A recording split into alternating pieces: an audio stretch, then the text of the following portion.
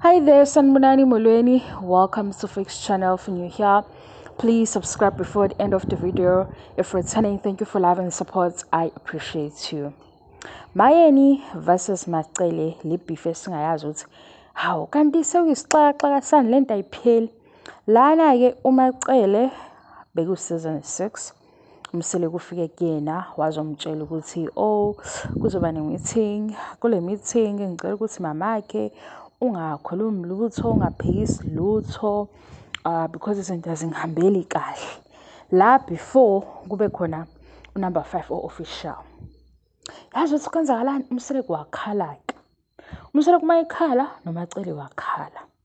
WasoMacele kahle kahle labantu akabalwelayo.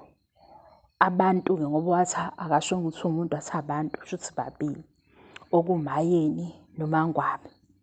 Namhlanje ke sibuza ukuthi ngoba sizobuka i-uncut kaMacele la ekhuluma khona ukuthi umuntu ongamfuni kahle kahle Mzumbe nocabanga ukuthi umamkhulu wakhona uMayeni. Kahle kahle guys oprethendayo ubani? Phasa kaMacele noMayeni sidideka kuleyo ndawo because uMacele yena ukhalile.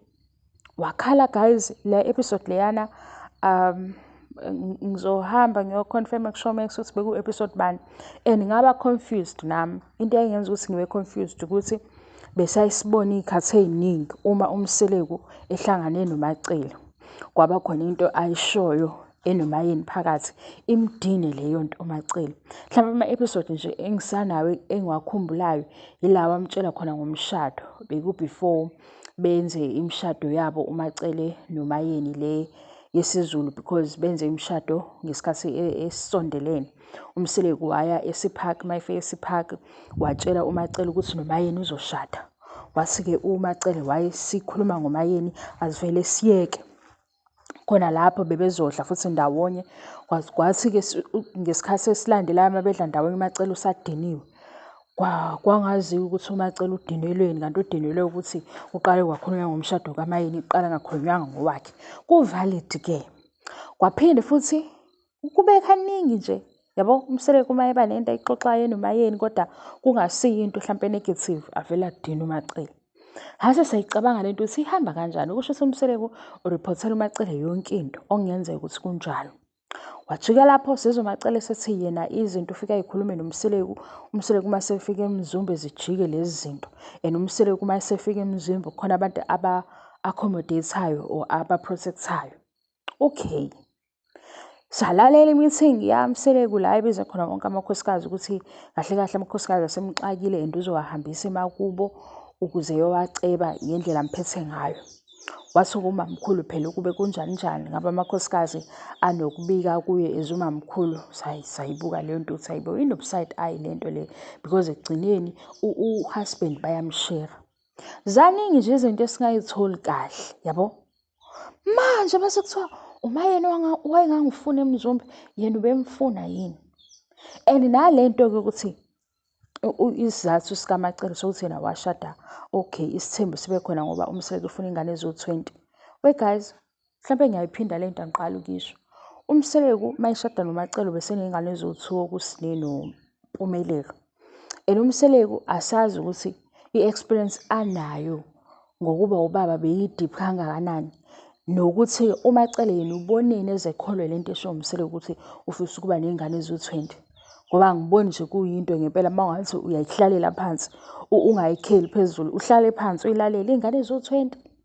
Izingane zinezinto eziningi kangaka ezidinga ukuthi abazali bebe involved. Izingane nje zikhuliswa ngendlela eziningi umzali ungena gamanxa empilweni yengane mase zibe u-20 kuzokwenzeka kanjani kodwa uMacele wathi yisona sizathu yena esamenza ukuthi avume isithembu asikho esini. Wafika kusisi uMacele wathi isizathu ingane ezo-20. Wafika usisi kaMseleku. Usisi kaMseleku wathi kwasekuqaleni inhliziyo yaMseleku ifana nale culo leli abaliculayo kuthando nesithembu lethi ngihlushwa inhliziyo ibheka le ibhekele inhliziyo yakhe ibona ngaphi ibone ngaphi ibone ngaphi ibone ngaphi. Wafika usizini 8 usizini 8 sezwa uma yeni ethi bekunesonto eMzumbe noMseleku ube umfundisi athi hayibo uMacele ke waba mama umfundisi angithi Angikustory isiZulu asistoryika, right? Kufanele uyibambe lento engishoyo. UMacele waba umfundisi, umseleke umfundisi yabo. Bekunesonto futhi kuningi. Macele-ke wakhetha ukuthi akayicishe yonke lenye into ekhona asho le engekho ame ngayo. Kodwa phela ngithi yena umseleki wamtshela lokho wamanga ukuthi umseleki wafuna ingane eziwu-20.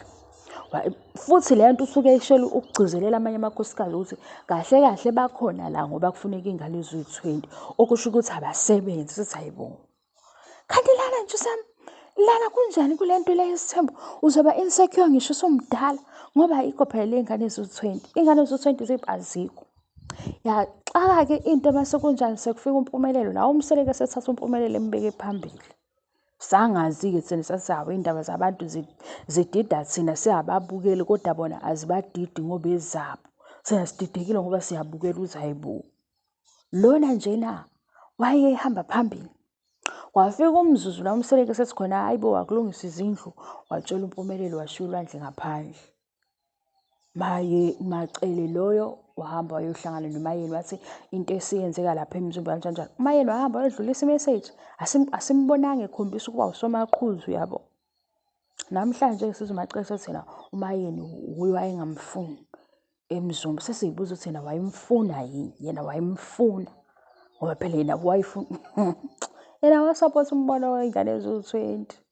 Kanti umbono wey'ngane eziwu-20 ufika nabantu abazana kudala. Nabantu abazana kudala-ke into yabo ngeke uzizwe uyiqonde. Wabuza uMayeni ngolunye usuku wathi kanti niyangihleba yini? Wathi-ke cha asihlebi. Thina singofakazi la siyababukela ukuthi sesingayibala iy'khathi sesibala ama-episode ukuthi uMacele ukhulume kangaka ngoMayeni ethini. Into esiyibona ukuthi akathandi makukhulunywa into enhle. Makuyinto-ke le edinga ukuthi kube ngathi uyaluleka khona-ke uzofaka uvo lakho ezumamkhulu uyayithanda leyo. Makuyinto le ezomnikeza amandla uyayithanda. Kodwa besingakulindele-ke lokho. Asisho ukuthi iside laMacele li-wrong. Asisho futhi ukuthi uMayeni u-right. Besingakulindele ukuthi kusakhulunywa ngokuba umamkhulu. uMacele wathi nje yena uyidikilile leyo nto leyo ayingasakhulunywa. Iyini indaba yokuba umamkhulu? Asikhumbuli-ke nangelilodwa ilanga kuphuma emlonyeni kaMayeni ukuthi kuba umamkhulu or first wife kuyini nje. Kusho ukuthini? Kodwa-ke likhona elinye isonto engilaziyo ukuthi elivuma isithembu lana-ke kuthiwa ngempela-ke omamkhulu-ke baphathiswa okongqongqoshe. Kuthi lamakhosikazi lawa afikayo emuva kamamkhulu aseve umamkhulu. Umamkhulu like uba yiqueen. Bona benze yonke-ke into belapha phansi beseva yena. Umthetho walelo sonto hhayi ukuthi isiZulu sinjalo. Sesibuyela-ke nje ebantwini siqu sabo. Ayekho umuntu wesifazane ongahamba eyokhothama komunye beshera imili. Akekho. Kodwa ukuhloniphana nokutholelethana into eyenzakalayo. Manje siyaxaka ukuthi ngempela lento le ayicabangayo noma ayibonile nayizwa wayibona ukuthi izokwenzeka ngoMayeni. uMayeni efike kuqala kunaye. Wayelindele ukuthi mhlawumbe uMayeni uyohamba ngomthetho walela sonto because ilela sonto lenze njalo. Esesizwe kuthiwa umamkhulu wenzela izinto kwasho kwacima. Futhi umseleki wathi phela esakhe isithembu simodern. Akusona-ke lesi.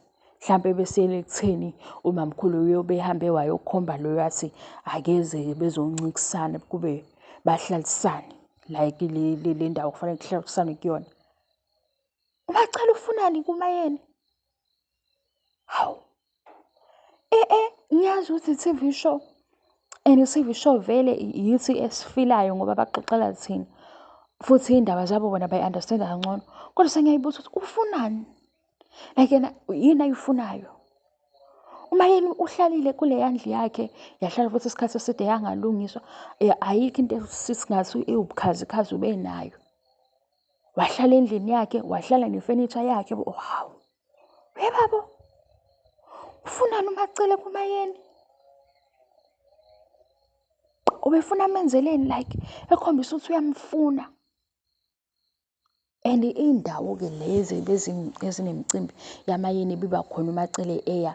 Kanti ubeya ngenhliziyo enjani? Ngoba phela ubeya emcimbini womuntu azi kahle ukuthi yena enhliziyweni yakhe lo akangithandi or akangifuni.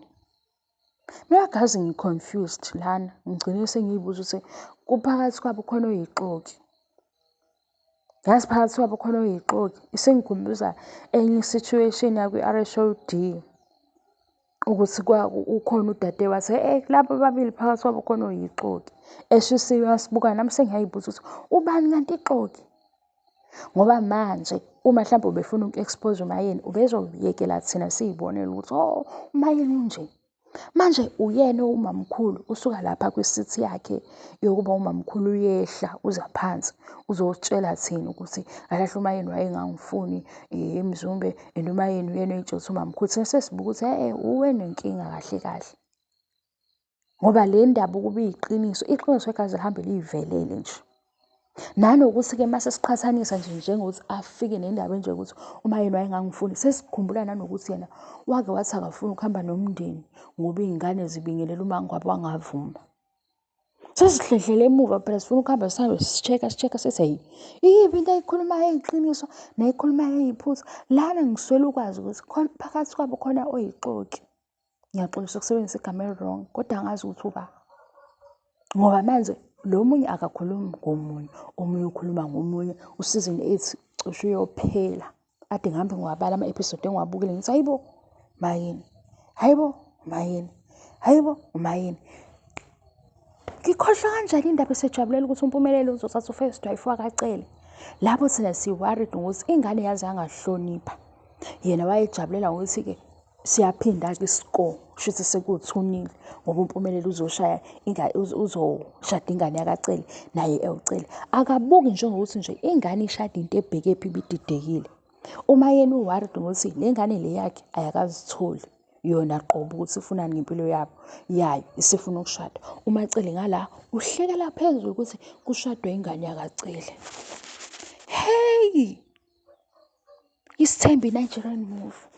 I-Nigerian movie iSithembu. I-Nigerian movie lento. Hawu. Sebekuyizigaba zokuba ogogo babazukulu ngoba phela isikhathi samanje siyashesha. Iy'ngane zasi-20 vele sezenza iy'ngane ziyingane nazo.